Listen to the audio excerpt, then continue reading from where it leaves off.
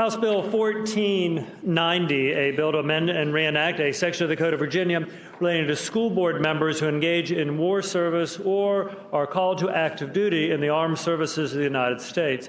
Appointment of acting school board members. Report for the Committee on Education. And, Mr. Speaker, there also is a floor amendment. The gentleman from Prince William, Mr. Marshall. I'd like to explain the bill, and then I would defer to the gentleman who wants to offer the floor amendment, with which I agree. Gentleman may proceed. Thank you. Mr. Speaker, House Bill 1490 was introduced when a circumstance developed in Prince William County which became very partisan and very disturbing, especially to members of the military community.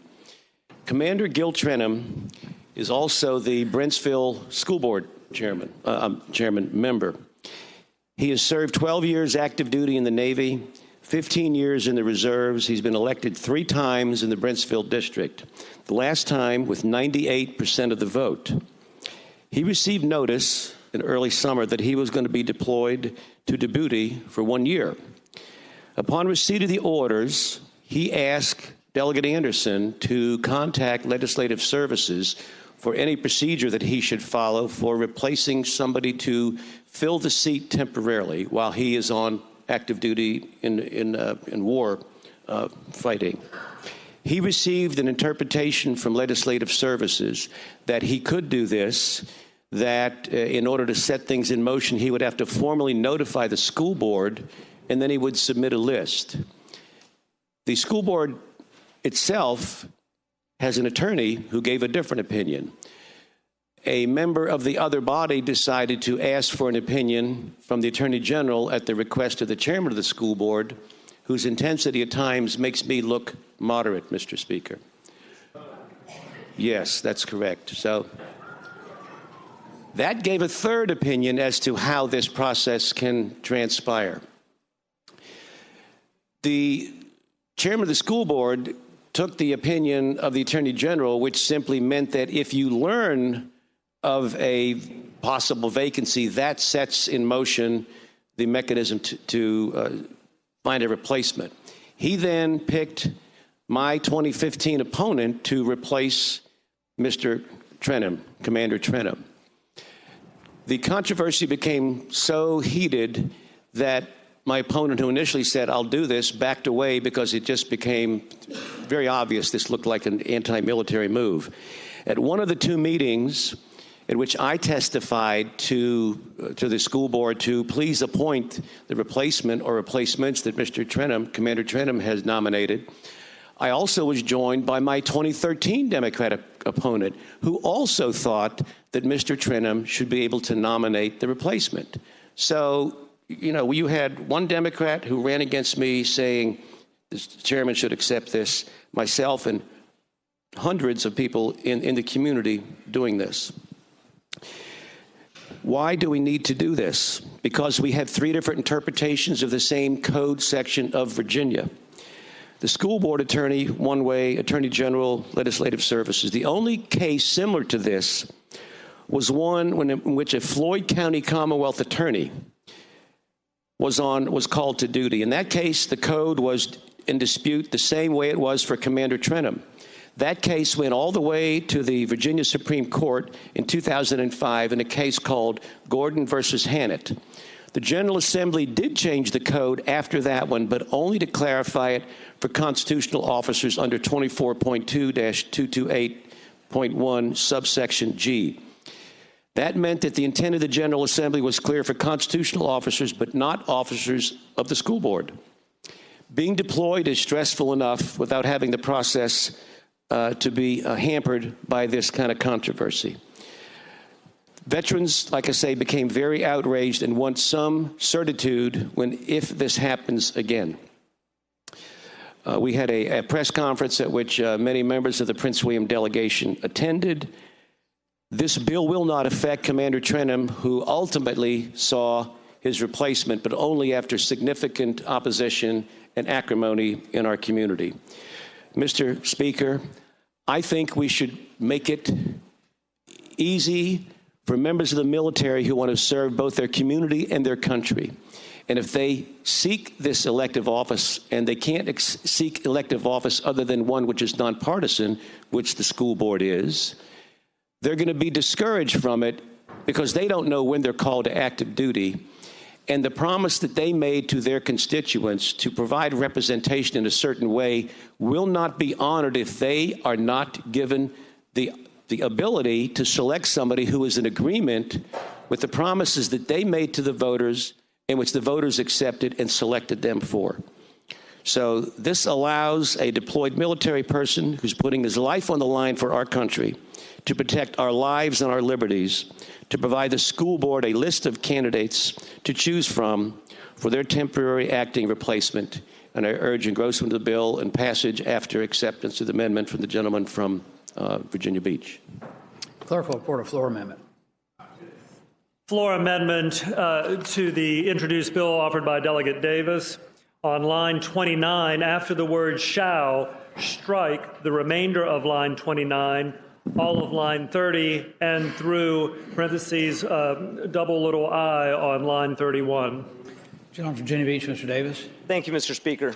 Mr. Speaker, we had some discussions in committee, particularly around providing the list versus allowing the school board to actually select the replacement. Commander Trenholm, as the patron mentioned, actually supplied a list, and ultimately the school board picked or selected that replacement. But in little I, it actually allows for the person to supply just one name. And the concern got over at that point who actually gets to select, because there is selection by definition means that there's a choice. So all this floor amendment does is to eliminate little I, which means that the person has to supply a list of names, which then allows the school board to actually make a real selection.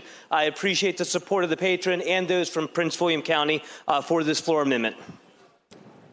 The questions on adoption of the floor amendment. A couple of people in the queue. Do you want to speak to the floor amendment? Questions on adoption of the floor amendment offered by the gentleman from Virginia Beach, Mr. Davis. As many as favor adoption of the floor amendment will please say aye. Aye. Those opposed, no. Floor amendment's agreed to.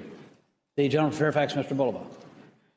Thank you, Mr. Speaker. Speaking to the measure as amended. The gentleman has the floor. All right. Thank you, Mr. Speaker. And I first want to recognize how extraordinarily important the underlying bill is and the underlying policy that allows somebody who is military and has been called up to active duty not to have to vacate their office in order to serve our country. You know, the idea that you'd have to give up one public service in order to put your life on the line for another public service, I think that's a core value that we want to make sure that that doesn't happen. That's existing law, and so nothing that we do today is going to take that away from our military. As it was explained, this bill has everything to do with the replacement process. And so even though I think Delegate Davis has narrowed this a bit, I think everybody needs to understand exactly what this bill does, because it still allows for somebody who's leaving office to go ahead and replace themselves. And so, yeah, you might have an option of three folks, but this isn't send a list in and then somebody else considers that. This is you get to choose from one of those three people. No questions asked, no qualifications, no checks and balances. That could be your brother, it could be your wife, it could be your husband, it could be your business associate. That's it. They get three choices from that. I think in his own testimony, the gentleman from Prince William actually articulated that we can't do this for city council members, for town council members, for county boards of supervisors, and I think if you ask him, he'll explain why, and because it has to do with a lawsuit that he put in and that he won at the Supreme Court level. And I imagine all of us would feel very uncomfortable if this was a city council or a town council or a board of supervisors, and I bet all of us would feel very uncomfortable if it was one of us, if we vacated and we could provide a list of three, and that's how we would go ahead and handle that process. I hope that each of you will ask yourselves why we would do this and make a special exception for school board members. Mr. Speaker, my school board can't raise taxes, and I think that was the crux of why the gentleman from Prince William said you can't do this for other elected bodies. But my school board manages a budget of $2.4 billion. His school board manages an operating budget of a little under $1 billion. and they make policy decisions that affect thousands and thousands of students. This is a case that I understand was very contentious in Prince William County. However, I would go back to the old adage that hard cases make bad laws, and I think that's what we're doing right here. I think we do need to revisit this issue. I do think there needs to be clarity, but this is not the way to do it. If it makes you uncomfortable that any elected official ought to be able to appoint their successor, I think that your gut's right, and I hope that we'll defeat the measure. Thank you, Mr. Speaker. Thank you, Gentleman. Prince William. Mr. Anderson. Mr. Speaker, I rise to speak to the bill. Gentleman has the floor. I would urge the ladies and gentlemen of the body to consider voting in favor of this measure. And the reason I rise and speak to this is because I have a personal interest in this, in the sense that the confines of the Brentsville School District in Prince William County lie within the confines of the 51st House District that I represent. I won't replay the argument that you heard from the gentleman from Prince William, but suffice it to say the present provisions in the Code of Virginia are vague, and that's why we had a taffy pull between two attorneys on this issue. It resulted in a considerable community consternation, not only amongst people who had a direct interest in this, but it drew out a huge number of people in favor of the deploying military member who was also a school board member, drew out a large number of people to speak in his favor. I do know that military veterans in Prince William County have a deep and abiding concern with this matter because it was focused like a laser beam in all the public media and was an item of community conversation. And as a result, the 12 military veterans posts that I regularly attend for various events in Prince William County, this is a front and center discussion with those groups. And so I would urge the body to seriously consider adopting this measure. Thank you, Mr. Speaker. Gentleman from Prince William, Mr. Marshall. Further addressing the matter? Gentleman has the floor. Thank you. Mr. Speaker, if you read the Virginia Constitution and understand it, you know that people like ourselves cannot serve two loyalties. You cannot be a member of the Virginia General Assembly, the House or the Senate, and be a salaried staff aide on the House Appropriations Committee. You can't work for the Department of Transportation. You can be a part-time Commonwealth attorney, but you can't be a U.S. attorney part-time. The only exception in the Virginia Constitution's provision about dual loyalty is members of the military. You can be a member of the military with loyalty to the federal government, and you can be a school board elected official. That exception is already there. We are not honoring that distinction that the people of Virginia made when they approved this Constitution back in 1970. So if you want to allow a member of the military to serve both his or her community and his or her country, you will vote for this. It's consistent with the distinction that the Constitution already makes about the military. I urge endorsement of this bill and passage to third reading. Gentleman from Fairfax, Mr. Simon. Mr. Speaker, speaking of the measure. Gentleman has the floor. Popping up here, I apologize for that, members of the body, but this is not taking a vote against this bill is taking a vote against a really bad policy. It's not an anti-military vote. This is treating your seat, and I talked about this earlier in the morning hour. This is treating your seat on the school board like it's some sort of property right? And we're treating it like you can give somebody a power of attorney to manage your house or manage your affairs or manage your bank accounts. Mr. Speaker, would the gentleman yield for a question? I will not yield. I'm not finished. Gentleman declines to yield. Then I'll ask again later. Gentleman may continue. This is a bad policy. It's a bad idea for the reason I was in the middle of saying. This treats this like a property right, like something you own, like something you can give somebody a power of attorney to manage while you're gone, and then you'll just step back in and resume managing it. That's not what elected office is about. That's not what people elect you to do. They elect you to serve in an office because it's you, right? When you're a fiduciary of a trust, right? I'm in the real estate title business. We do this all the time. I get people coming to me all the time and they say, hey, I need a power of attorney for somebody to do a refinance for me for my property that's held in a living trust. And I have to explain to them, you can't do that. because you don't own the property anymore. You're a trustee of a trust. You're a fiduciary. You were appointed as a fiduciary because they trusted you to manage their property, not somebody else you might designate it to, right? This is a position of trust. It's a position that you were specifically tasked to do, and it does not include the power to delegate that to somebody else just because you think they do a good job. This is a bad, bad policy. It has nothing to do with the military. I'm sorry that the code is not clearer about this. I'm sorry that they're having trouble in Prince William sorting it out, but a bad solution is not something we ought to be after just to have clarity. You know, it's clearly bad. We ought to vote no on it.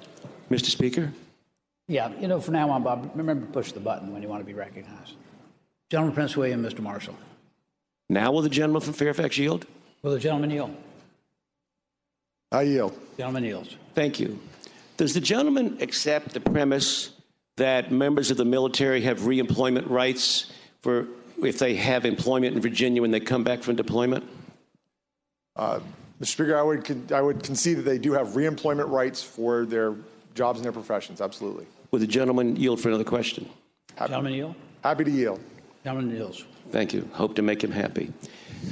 The circumstance here is that because you have to at least nominate 2 per the amendment of the gentleman from Virginia Beach, he could put 3, 4, 5, whatever. Because you have to nominate more than 1, is it not correct to state that you're not picking your successor, you're putting individuals out there, the decision being made by the school board for the final selection? Mr. Speaker, I would answer the gentleman in this way. I'm an employer, and so I have an obligation to reemploy veterans when they deploy. But while they're gone, I get to decide who does their job. They don't tell me who's going to do their job while they're gone. They don't give me a list of people to pick from. I get the work done in the way I choose because I hired them, just like the people of Prince William County hired those school board members. Mr. Speaker, will the gentleman yield again? Will the gentleman yield? I will yield. He's not happy to, but he is now. Getting less happy. You know, Not crazy about it either. I detect that. Well, okay. Well, Mr. Speaker, I have some Maylocks I can give you, so. The gentleman talked about trust between voters, citizens, and elected officials.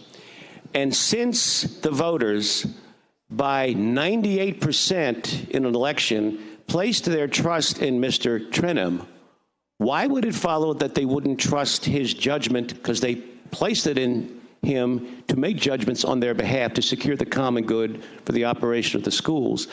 Why wouldn't they trust him to pick somebody who was similar to him to carry out their wishes instead of somebody who's really hyper-partisan, as was going to pick somebody who is 180 degrees in opposition in defiance of the wishes of the people and, in effect, pull off an election coup simply because he's been called to the armed services, again, actively? Mr. Speaker, I would respond that I've been given 2 sort of false choices here. You can trust your members of the elected office to do the job of being a school board member, to vote on budgets, to vote on curriculum, to vote on policies. This, I believe, is a bridge too far, and I would encourage the members of the body again to vote no on this very bad policy. Shall the bill be engrossed and passed to its 3rd reading? As many as favor that motion will say aye. Aye. Those opposed, no. No. Bill is engrossed and passed to its 3rd reading.